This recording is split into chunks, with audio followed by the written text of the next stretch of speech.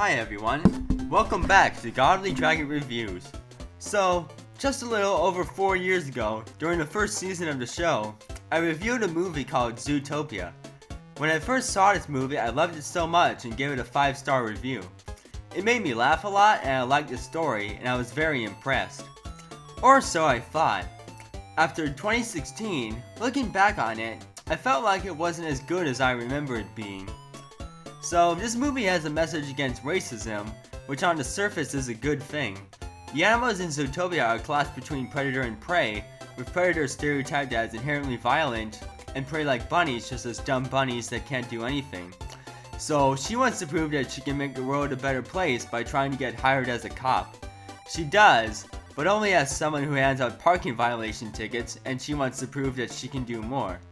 Then she comes across a fox named Nick and his partner in an ice cream shop run by elephants, and Nick makes this whole spiel about his partner who is dressed up as an elephant can be an elephant if he wants to, in order to get a giant popsicle. This could be easily interpreted to mean that we should accept transgender people for who they want to be, despite what the Bible has to say about transgenderism, even if it was just a ruse to get a big popsicle.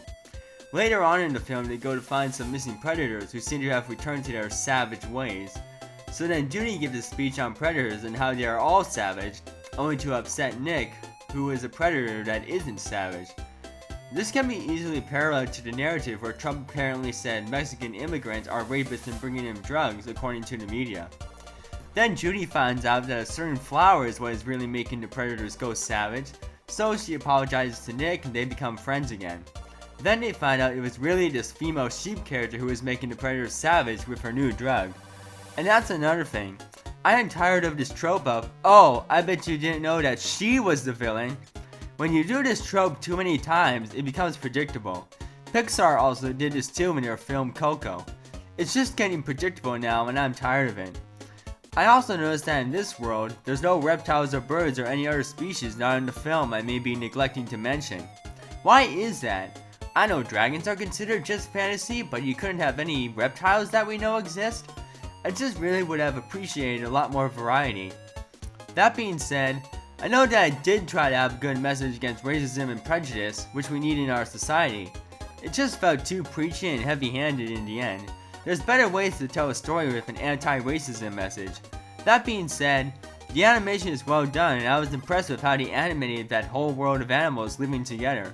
That must have really taken a lot of effort. But that's all the positives I can really think of, but correct me if I'm wrong. So, it's still a good movie, still entertaining to watch, but it's not as good as I remember. I'd lower my score to say a 4 out of 5 stars. I don't want to discourage anyone from continuing to enjoy this movie.